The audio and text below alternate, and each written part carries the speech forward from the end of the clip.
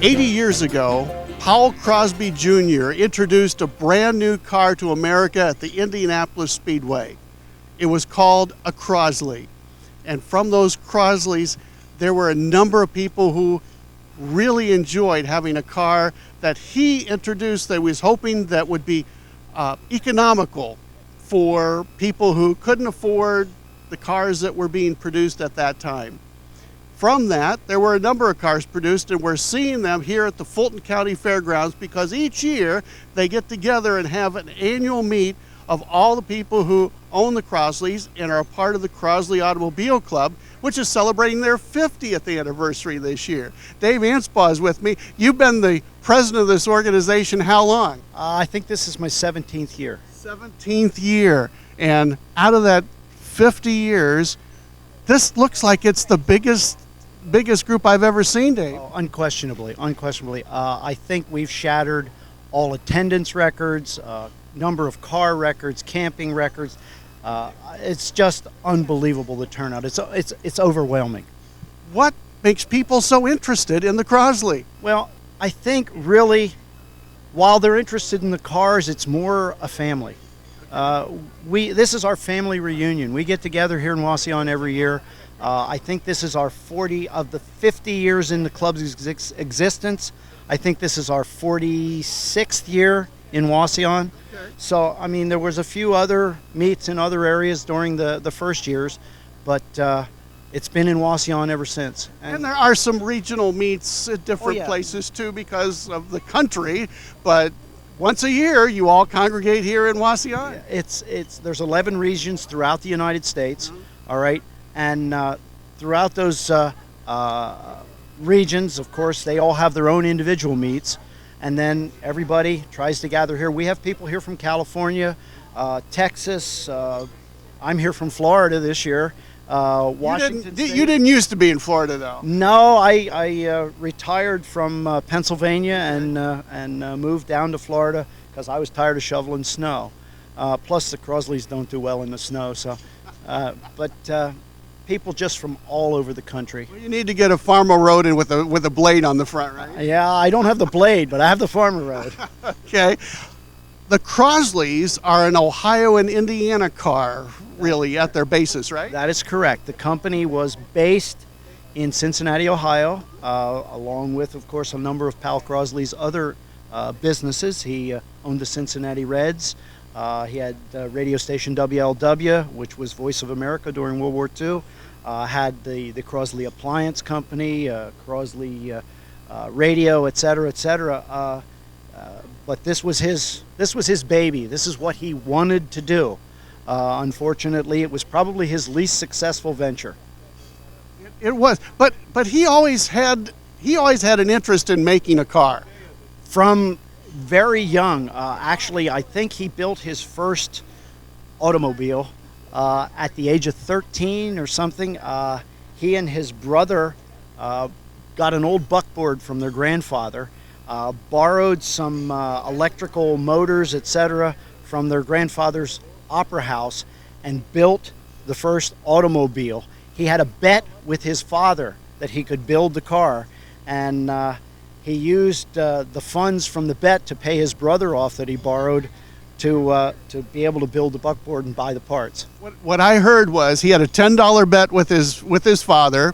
He borrowed $8 from his brother for the parts, and when he actually made the car, he got the $10 back. He paid his brother back the $8 plus $1 in interest, and he made $1. Right. He had $1 to put in his pocket, but he won the bet. He won the bet. And that was what was important to Pal Crosley. Then in about 1937, the itch to build cars came back. And they built the first prototype, the Crosley Radio Auto Division. And that first prototype is right there. All right. And it was the prototype for the first Crosley automobile. Was it the same idea? Was let's give people an economical thing to buy as opposed to spending a lot of money? Absolutely. You know, cars at that time were great big things.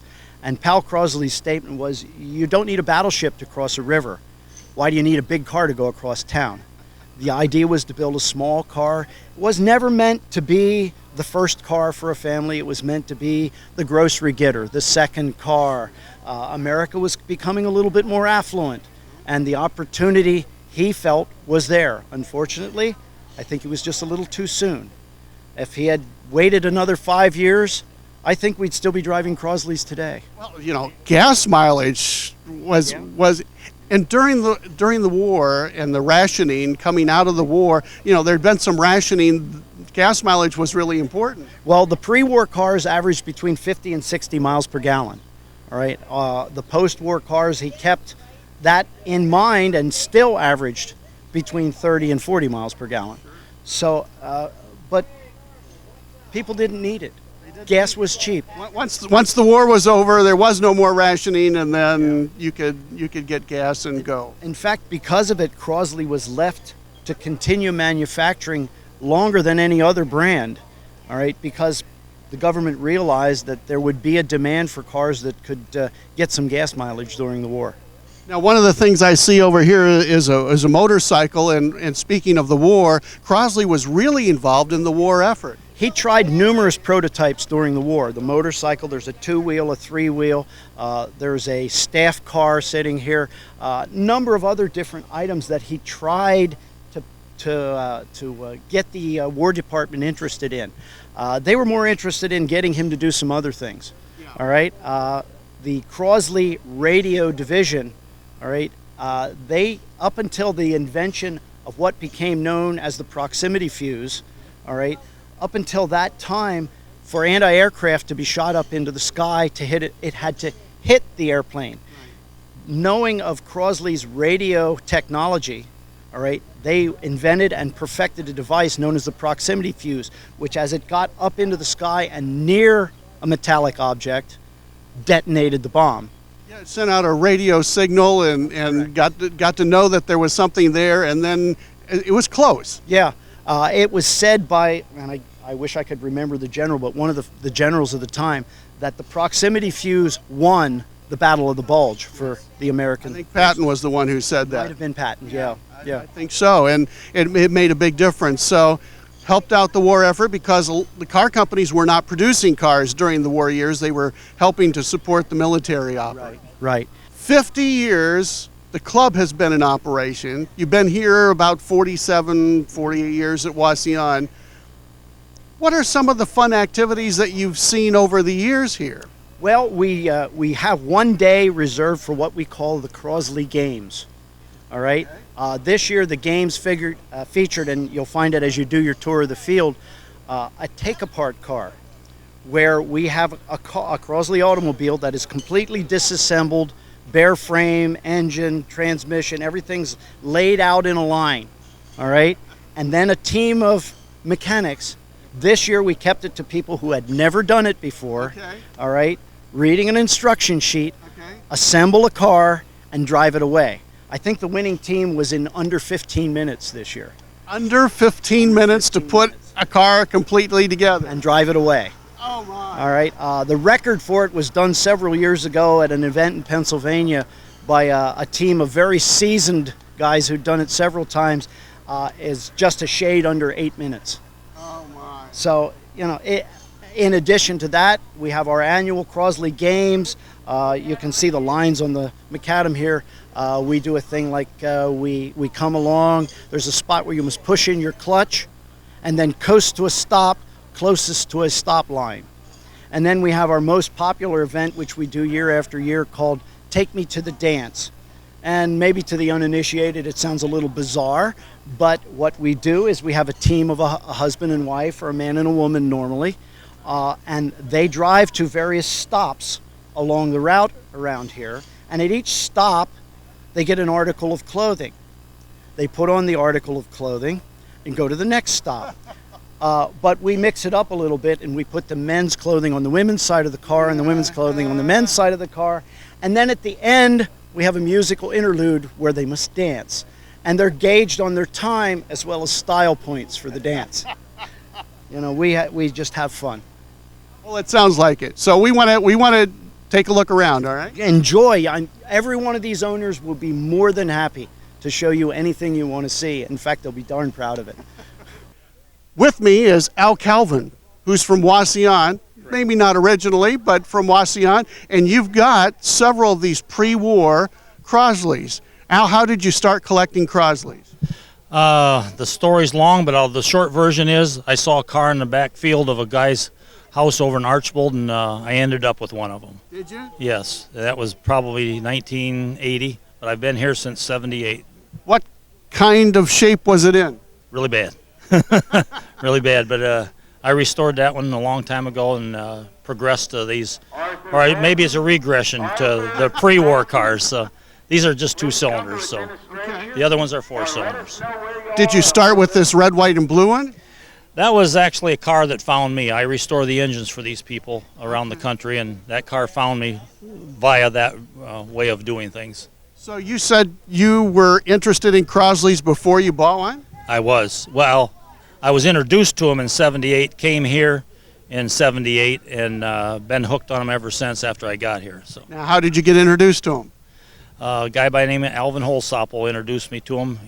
He was from Archbold. He's since passed on, and I bought my first Crosley from him. Well, how hard is it to restore one of these cars? Actually, they're not hard to restore at all. Because they're very small, they're easy to put in your garage. They don't take up a lot of space while you're doing so. Parts are readily available from, not all parts. We get into the pre-war Crosleys from 39 to 42. Most of those parts you have to make unless you can find somebody else that's ready to part with some of them. So you're fabricating your own parts? I am. I built the back end of this car. It didn't even have a back end. I reproduced that car. So I had to learn take a sheet metal class in Massachusetts, and that gentleman helped me make the back of this car. So. Now, do you find when you attend a meet like this that there are other people you can ask for pointers and kind of find out a little bit more about how to do some of the tricks of the trade? Oh, absolutely. We have men and women here that have been in the club for longer than I have, and they're ready to help you. This club's like family. This is a big family reunion here. It's not just the cars. I used to think it was the cars and came here for that, but now you come back for the people. The cars are what got you here, but now it's the people that bring you here. So. After you got involved in this, have you been talking to other people and helped them maybe start their own collection too? Absolutely. I try to get as many of these cars on the road as possible, and to me, it's a passion. So that's my intent to see. I like pre-wars. I'm stuck on those, so okay. I hope to get as many pre-wars as possible rolling, or just driving, so people can enjoy them. And meaning pre-war, these are cars that were built before World War II, yes. And then there were cars that were built afterwards. You like the ones that were built in 39 and 40. Yes, this body style was built from 39 to 42, and they stopped production in February of 42. A lot of the cars came standard with a speedometer and a fuel gauge, and that was kind of it. Do you add little things to your cars? Well, we don't have a fuel gauge. We have to use a yardstick to dip it. And this car here actually has a piece on the gas cap that you pull out. It's got quarter, half, and three-quarter tank on the gauge. So okay. The only gauges with this is an amp meter and an oil pressure gauge and a speedometer. All right. Well, it sounds like you have a lot of fun with your cars and you enjoy it. And I imagine you get a few comments from people that see you when you're driving around. A lot. It's what's really funny is when we're driving in town, downtown, you see people coming down, following us with their cell phones, taking our picture, or oncoming doing the same thing and waving, giving a thumbs up. So. Our program will continue right after this.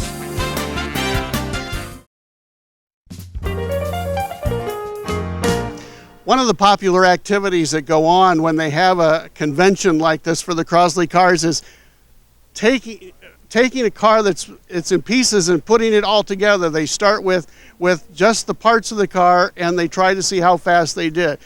Now, Jan Jensen is with me, and this is your car? No, it's not my car. This car belongs to Don Miller Sr. from Hanover, Pennsylvania. Okay. And he created the car in the 1990s.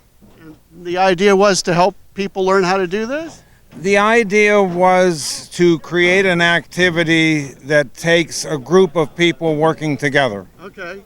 And I've seen through the years that they must be getting better, because when I looked at it, it was less than an hour in one of the magazines before. So now they're down. I understand they put this car together in less than 15 minutes the other day. Correct. We had 3 teams yesterday. We had There She Blows, the Hot Shots, and the Wizards. Okay. And the Wizards did it in 11 minutes. The Hot Shots did it in 13 minutes, and There She Blows did it in 15 minutes. All right. Well, that's pretty good with anybody's book, isn't it? Oh, yeah, and all 3 teams drove the car away. All right. This has got to be a great way for particularly newer owners to get a real good understanding of how the car is all put together. One of the interesting things about doing this is most of these kinds of restoration projects could take 10 years. Sure. Okay. So this is kind of a spoof on taking 10 years to build a restore car. Yeah, do it in 10 minutes. What's taking you so long? It only takes about 15 minutes to put it together. Why so long? This looks pretty simple to do. Was it a simple project to have it all done this way? Oh no, it took about 10 years for Don Miller to create this car and design it, because everything is, as to the maximum point, is pinned together with clips, because bolts and nuts take time. But there is some bolting and nutting that has to be done. Okay, so they've made this as easy as it can be to put together so that people can actually get it done in a short period of time. Absolutely, and a comment from Don Miller is this: whenever it takes longer to put it together, it was probably done correctly. And after they get it all put together, they drive it away, right? That's part of the rule. You have a time start, and that's when hands up, nobody touches anything, and you start, you go, you set the timer. The timer stops once the wheels are driven under power of the engine. Okay.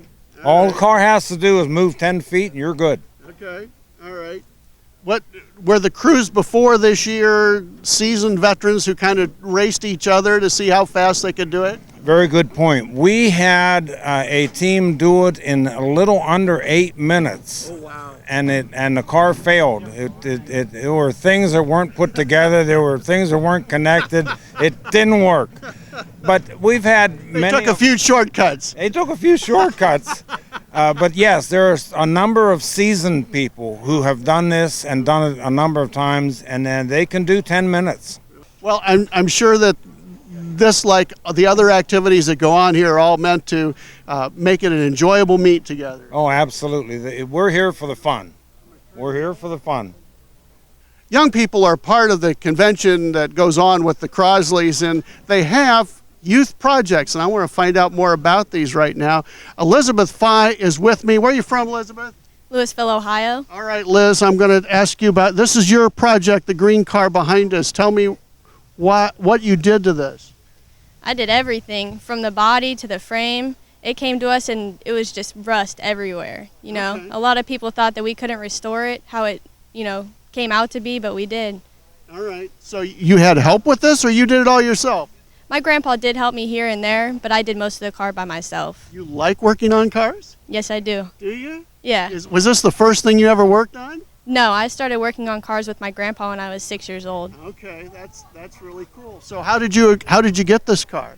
The president just came up and said we were going to start a youth project, and they gave me the car. What did you think? I said, yeah, let's do it. You were pretty psyched about that. Yeah, free car. Because many young people like cars too, right? Yeah. All right. Ben Allen is with us. You're from Wauseon? Yeah, Wauseon, Ohio. All right. Now, I understand you're putting a car together. Yep, I was last year's project, and I'm currently building a brand new chassis for the car. So, What model car is it? it's a 1952 CD Sedan Convertible.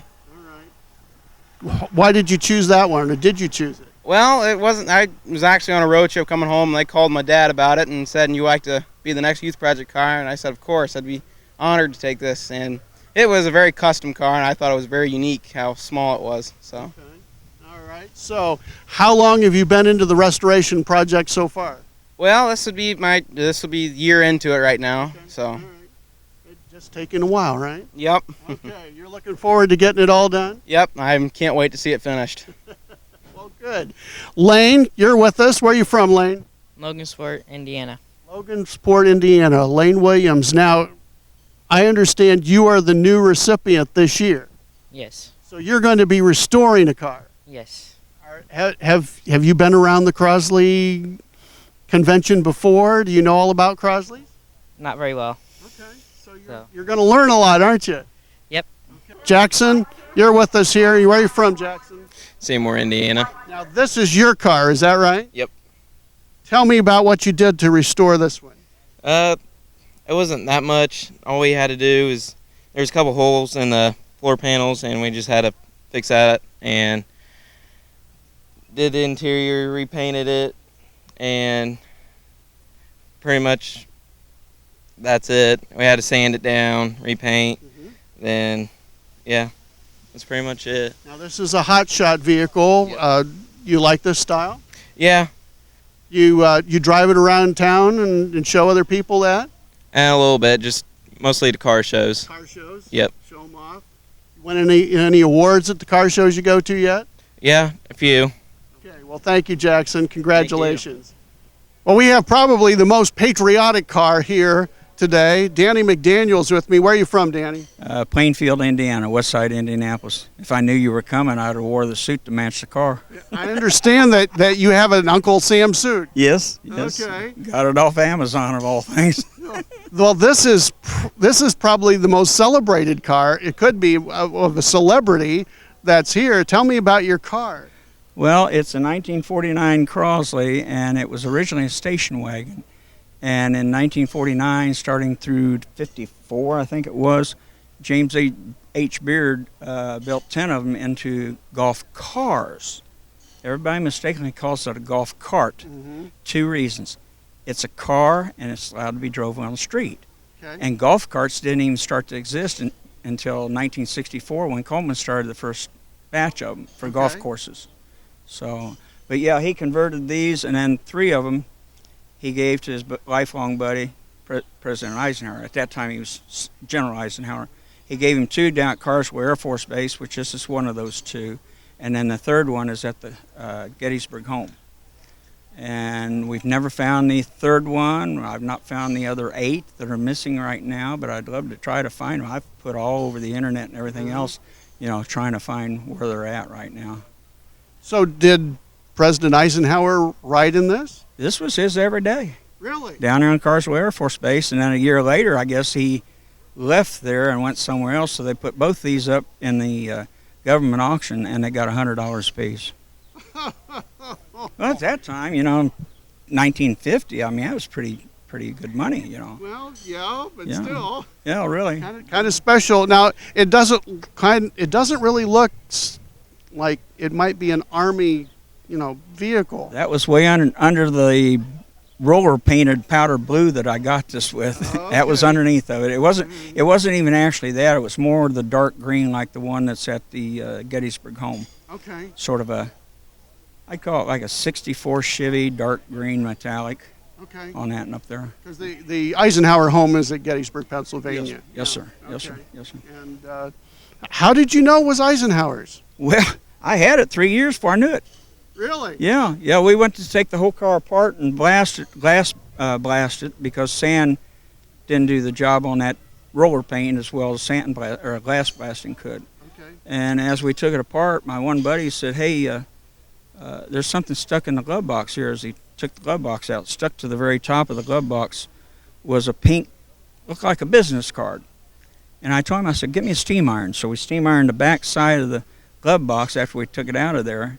And this card pops out, and it says Commonwealth of the State of Texas, and it said underneath that 1949 registration, and then underneath that it said General Dwight D. Eisenhower. I think it was 238 Avenue A, Carswell Air Force Base. I've got it at home. So, Oh my! Yeah, so I called down there, and one of the ladies I talked to about 6 days after I called down there, she called me back. She says, "I probably got you at least 1.5 pounds of papers on that car." So she sent me all sorts of stuff. I'm still going through it. Well, that's what every car owner loves to have, is the paperwork that verifies the nomenclature of the history. Absolutely. Yeah. And it really tickled me. It's only got 30. I think it just turned 32,222 miles on it. So what have you done with it since you got it? Well, I've completely rebuilt or repainted the body, and then we welded the body all back together like it was after we tore it apart. All right. But other than that and working on the engine and the brakes, that's been basically all I've had to do. I'll bet you get a lot of attention when this car comes into a car show. Well, I had a couple 2 years ago that showed up at a church car show in Plainfield. And his wife was dying to have the car because she said she was at Carswell Air Force Base when this was there, and she rode in it one day with Eisenhower. Oh my. And she was so elated about it. She looked at me, she says, "I'll give you $35,000 for the car right now." And I said, "No." Well, then her and her husband came back a little while later, and she said, "I'll give you $40,000." And I said, "Nope." And at the end of the car show that day, she shows up with one of these women's, I call them like a pillow bag. And she showed up and she says, "There's $40,000 in there, you can have it right now." I said, "No." Last year she came, the very first minute she came there, she walked up, showed me she still had the money in the bag waiting on it. Oh. Yeah, I was tickled to death over her, and now I've had a couple other people that's been as good or better than that in the last year or so. All right. But they want this one along with my 58 Chevy car hauler, or 89 Chevy car hauler over there, because it's only got 5,000 miles on it. And my buddy put about a $7,000 paint job on it. So what do you do with the car now that you've had it restored? No, I actually show it quite a bit. And I was asked at the Indianapolis 500 this year, but at the last minute they canceled because they didn't want one car as a unit. They wanted to have 4 or 5 cars as a unit. So they canceled their invitation with me. But I have been asked to go out to the Eisenhower Library next year in Kansas. They want me to come out there 4th of July with that. So it'd be sort of a round trip from Plainfield out to there and then come all the way back to here. Well, it's a beautiful car, and I'm sure that a lot of people enjoy seeing it here, and it's very special. Since the 15 minutes or so I waited on you, I probably talked to 40 people that asked me about it. So, I bet you have. Yeah, just sitting in the car, I don't have to say a word, and they come up right away, and that was Eisenhower's, you know.